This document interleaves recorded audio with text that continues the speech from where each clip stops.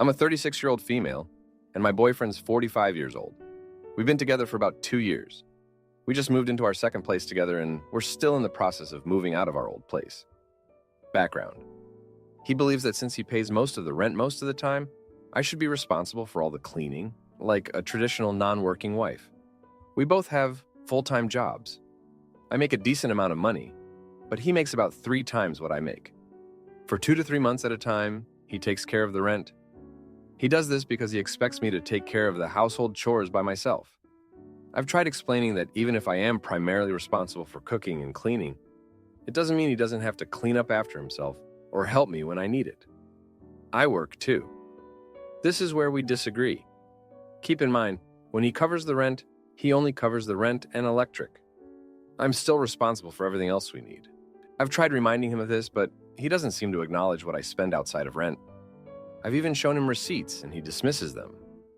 Even if you add up all the expenses, I still end up paying around a third or more: TV, cell phone, groceries, household supplies, etc. Issue 1. Some months, he decides that I haven't met his expectations, or if I ask for help with dishes or laundry, he nullifies our rent agreement. He typically makes these decisions on the day rent is due without giving me any warning that our financial agreement will change. When this happens, the amount he asks for is usually significant enough that I end up paying more than half of the household expenses that month. Anyway, we just moved. Because of my job, we are getting an extra $800 off our monthly rent. Sounds great, right? Wrong. He doesn't consider this part of my contribution at all. He sees it as just as much his benefit as mine. Therefore, he believes maintaining the home is still solely my responsibility. Issue 2. He is not helping me clean the old place or unpack in the new place. He has only contributed to about 3 loads of stuff. He did pay for the movers, but I paid for the move-in costs. However, since he has provided minimal assistance, I'm now being asked to contribute to the rent because apparently packing and unpacking are also my responsibility.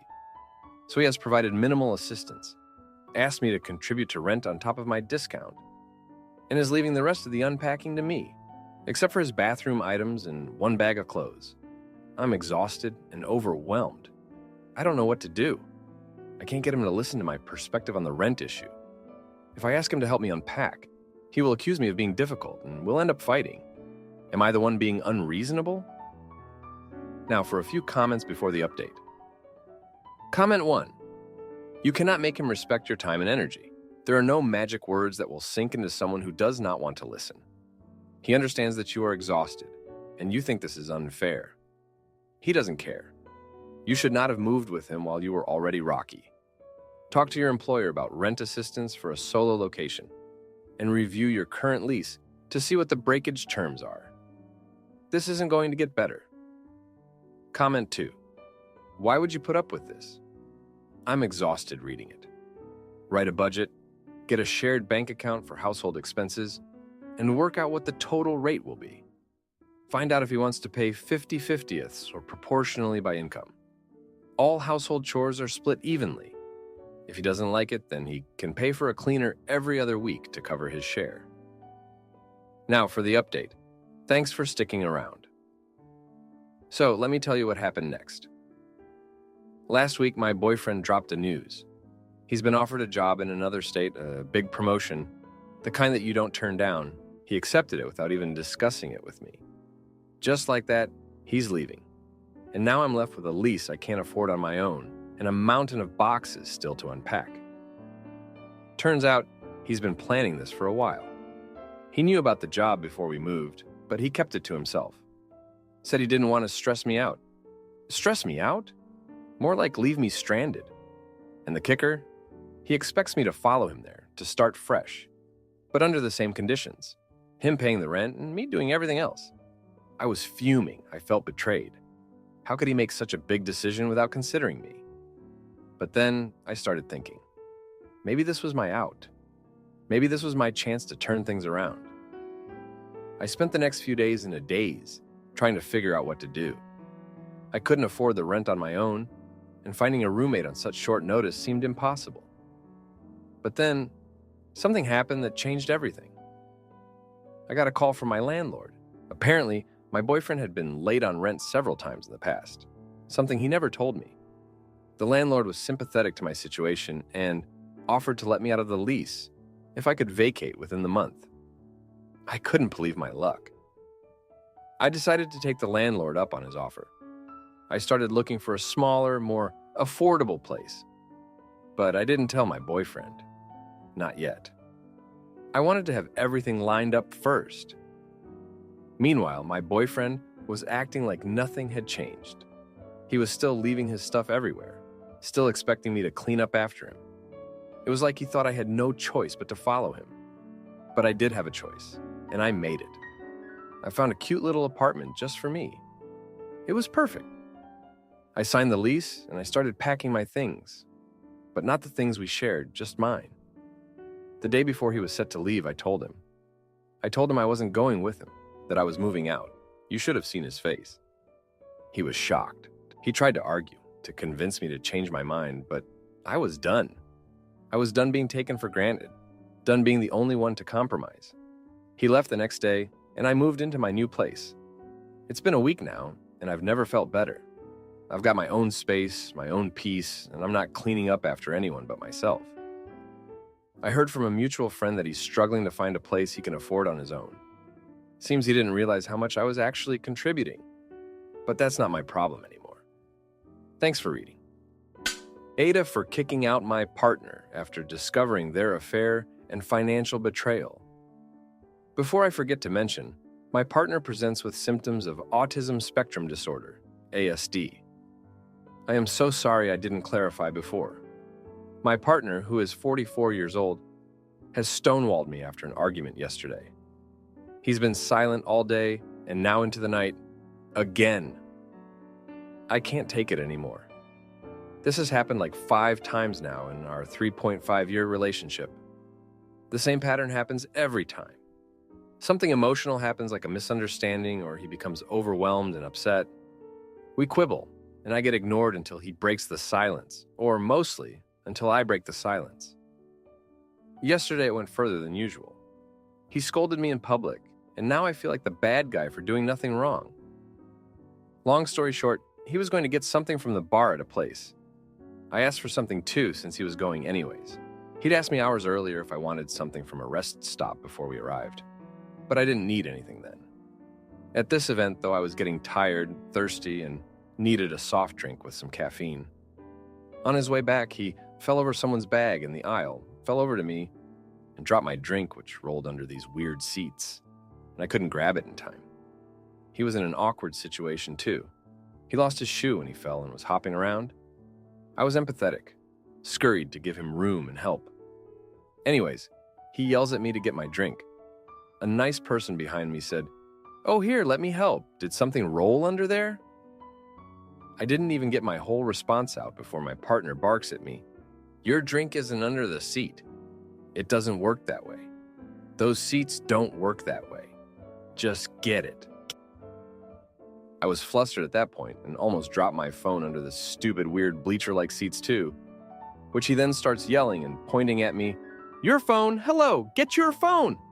while I was in the midst of trying to dig the stupid drink bottle out from under the seats. The debacle ended. I saved the drink bottle. I said, "You really need to work on how you address me in public. You are yelling like you're mad at me, but I don't know why." He says, "I shoot you not. If you'd just gotten a drink earlier, this wouldn't have happened." I'm like, "Are you freaking serious?" He goes, "Yes, if you'd gotten something earlier at the rest stop like I told you, none of that would have happened." Flabbergasted, I took physical space from him.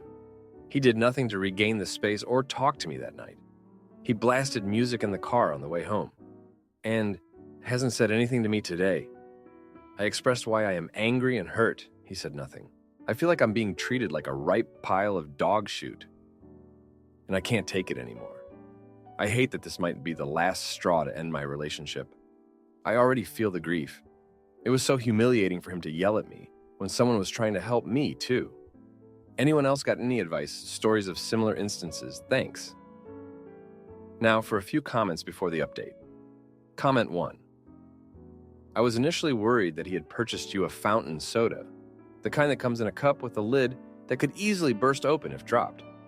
But no, it was a drink in a bottle that didn't explode and that you were able to retrieve.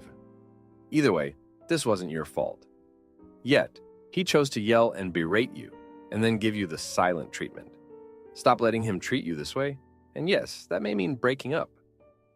Comment 2. ASD can perhaps be the reason someone has less access to emotional regulation than a neurotypical person. Although the situation is embarrassing for both ND and NT folks, but it's not an excuse for not backing down, blaming you, and then giving you the silent treatment. That is a deliberate choice, and that would be a line for me. Now for the update. Thanks for sticking around. So, the silence from my partner lasted another day. I was fuming, but I had to keep it together. I had to go to work, and he was just there, not talking like a statue. I thought maybe he'd cool off, but nope. Then, out of nowhere, my best friend calls me crying. She tells me she's been seeing someone behind her husband's back. I'm shocked, right? But here's the kicker. It's my partner she's been seeing. I couldn't believe it. My own best friend and my partner, sneaking around behind my back. I confronted him when he finally decided to break his silence. He didn't even deny it, just shrugged and said it was because I was always too emotional for him. That hurt, you know? I thought we were solid, but I guess not. I kicked him out that night. I was so angry, I threw his stuff out on the lawn. I didn't care about the neighbors watching, I was done. But it didn't end there. The next day, I found out he'd been funneling money from our joint account. He'd been planning to leave me for months, and he was taking my money to do it. I felt like such a fool. I called the bank, but there wasn't much they could do. The money was gone, and so was he. I was a mess, but I had to keep going. I had to work, pay bills, live. I changed the locks, got a new bank account, and started over. It was hard, but I had to do it. I couldn't let him win. Then, just when I thought things couldn't get worse, I got a call from the police. My partner had been in an accident. He was okay, but the car was totaled. And guess whose name was on the insurance? Mine. He hadn't even bothered to take his name off the policy. So now I was stuck dealing with that mess too. I went to see him at the hospital. I don't know why. Maybe I wanted closure, or maybe I just wanted to see him suffer a little. But when I got there, he was all alone.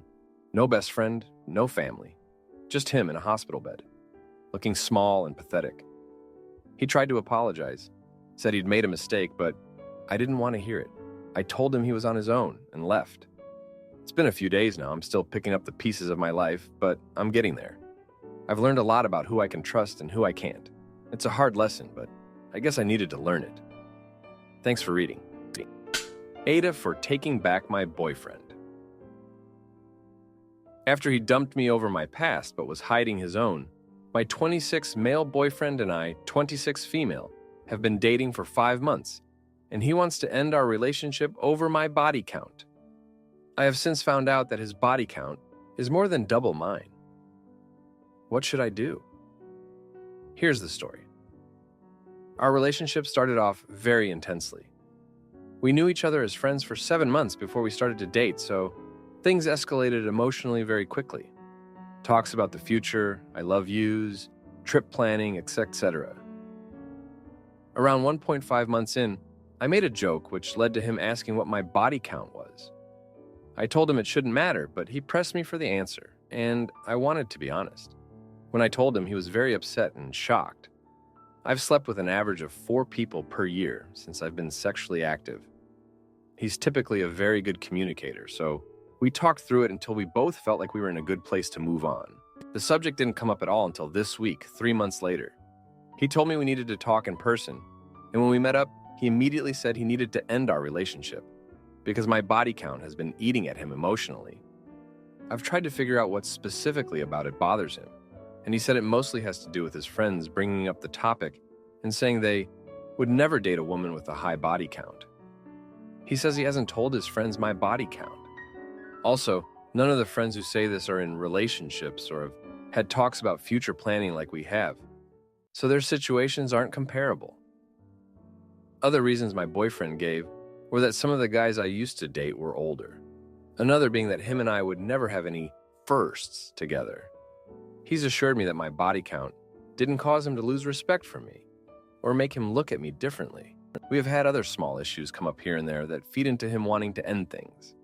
For example, He's sarcastic / joking / negging during times when I need more love and affection, which makes me feel like a punching bag. He said to tell him when he's acting like this in the moment, which I've done. But his behavior doesn't change. Knowing what I know now, his lack of affection could have been a manifestation of his unsettled emotions about my body count.